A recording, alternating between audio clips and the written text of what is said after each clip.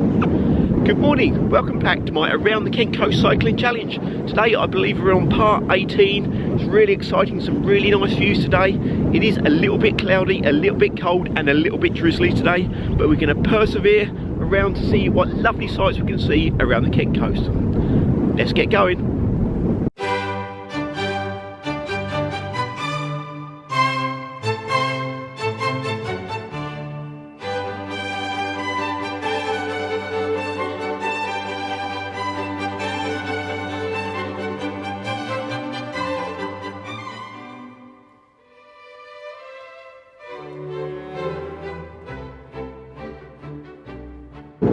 So the route this week is actually back on the Kentish mainland. We're going along the Swale. We have actually crossed back across the Isle of Sheppey Bridge. You may just see that over my left shoulder. We're walking out towards Falsham Way. Sittingbourne is slightly inland, so it's going to be a really good episode. There's lots of nice things to see. You may just see where we walked last week across Elmley Marshes, which is just across the Swale. Now, one discrepancy we've got this week is my head cam footage is actually filmed on a nice sunny day, which is kind of opposite what it is today. Now, the reason for that is last week my vlogging camera actually broke. It kind of stopped working, so I've had to come back and do the kind of video footage. So never mind, I've had my hair cut as well. I'm not sure if you noticed that. There you go. Let's carry on around the Swale.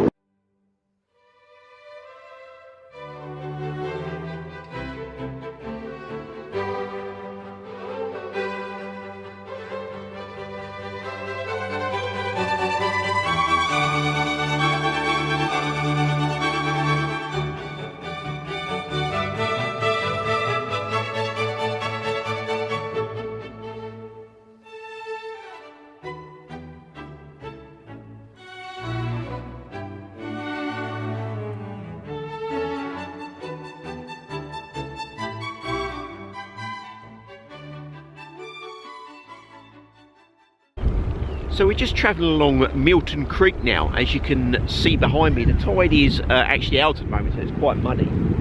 Now, Milton Crick is a tributary that runs off the Swale and kind of heads towards Sittingbourne in that direction.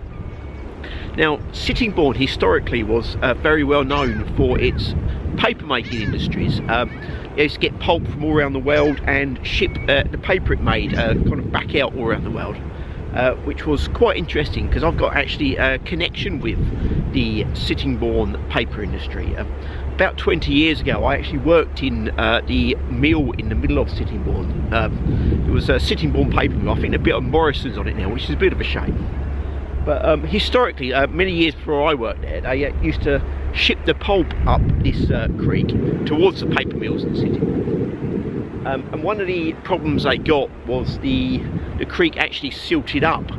Now, one of the reasons for this, the clay that they used in the paper making processes was pumped out into the creek, and it kind of blocked it up, so they were unable to kind of ship the or move the pulp up the river or up the creek. So what they did, they built a railway, which was the Sittingbourne and Kemsling Light Railway, which you may just see the station kind of over my left shoulder. And now it's actually a museum now, and they kind of ship people back and forth, go through a country park. We will have a closer look at that in a minute, but yeah, it's very interesting. The Swale is kind of about half a mile away in that direction now, where we'll be heading next. Very interesting. Let's go and have a close look at the Sittingbourne and Kemsling Light Railway.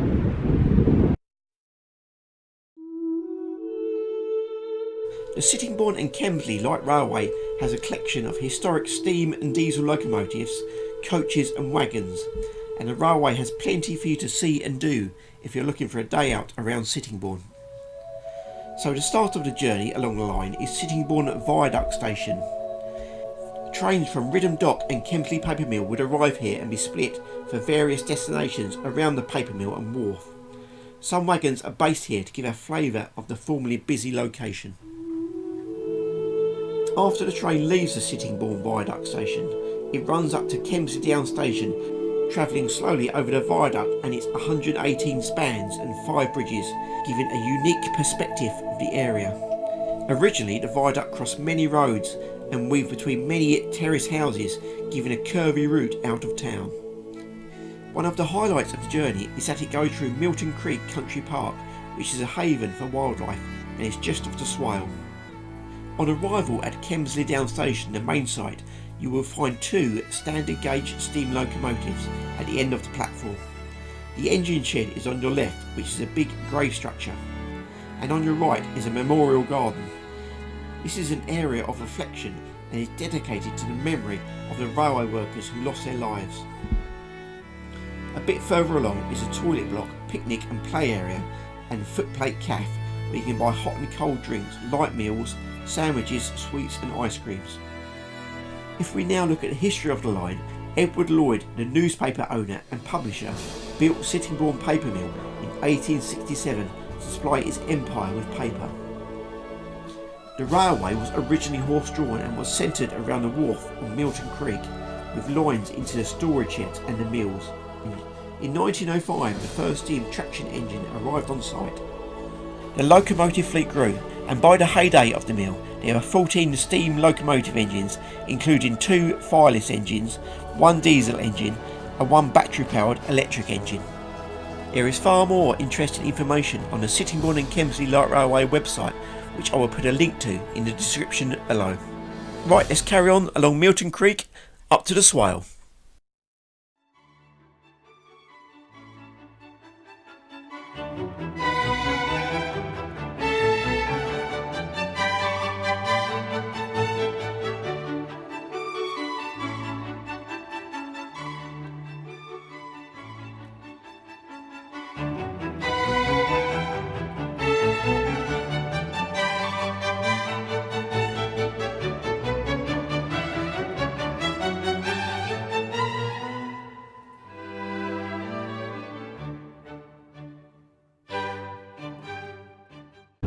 Now the path going along here is actually quite narrow between the Swale and these lakes behind me. Now the lakes are actually to the north of Sittingbourne and owned by the Kent Wildfowlers.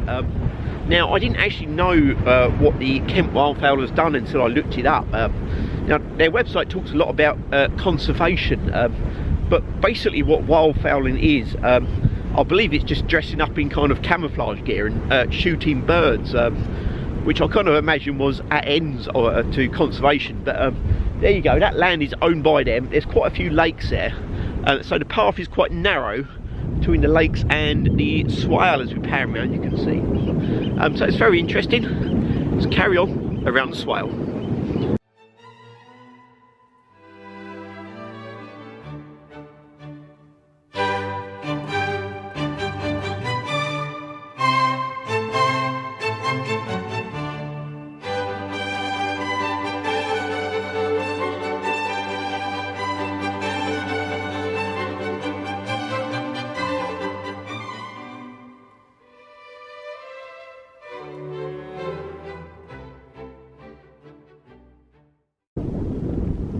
So one of the fascinating things that we see coming along the Swale especially, we've seen a lot of going around the coast, is these old shipwrecks that kind of dotted all around. This one's actually very interesting. I'm just going to pull the camera around so you can see. Now this one does look probably about 200 years old. I am guessing it's probably only about 40 or 50 years old, because the kind of tidal waters that come in does have a severe effect on the wood, and it does degrade very quickly. It's very interesting. I'm just going to walk around it a bit so you can see it a lot better. Quite a huge ship, this one actually. It's quite one of the bigger kind of shipwrecks we've seen. Very interesting. There is actually another one slightly out to sea. We can't get to it because the tide is coming in. Kind of almost a nice jetty here walking along. Very interesting. The one out to sea does look kind of slightly newer wreck. I would guess probably about 20 or 30 years old. It's still kind of degrading. I'm guessing another 20 or 30 years there'll be no trace of it.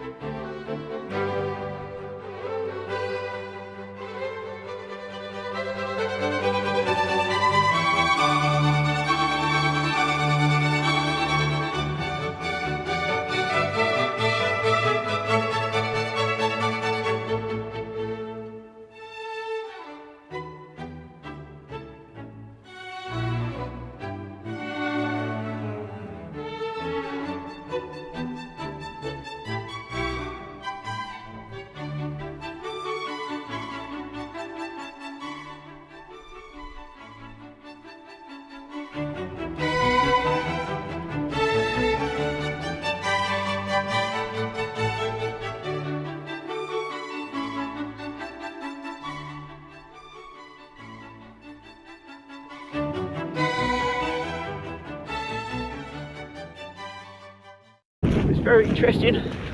Right, let's carry on around the coast.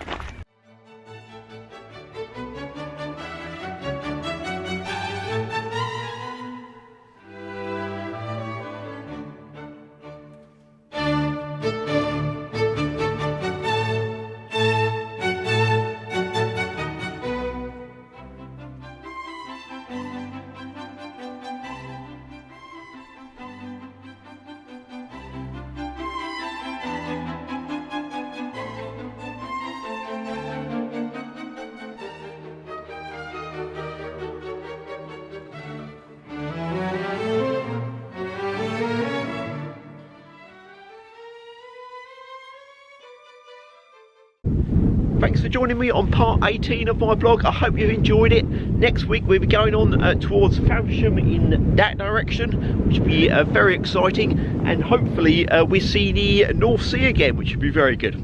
So hopefully you'll join me then. I'll see you next week.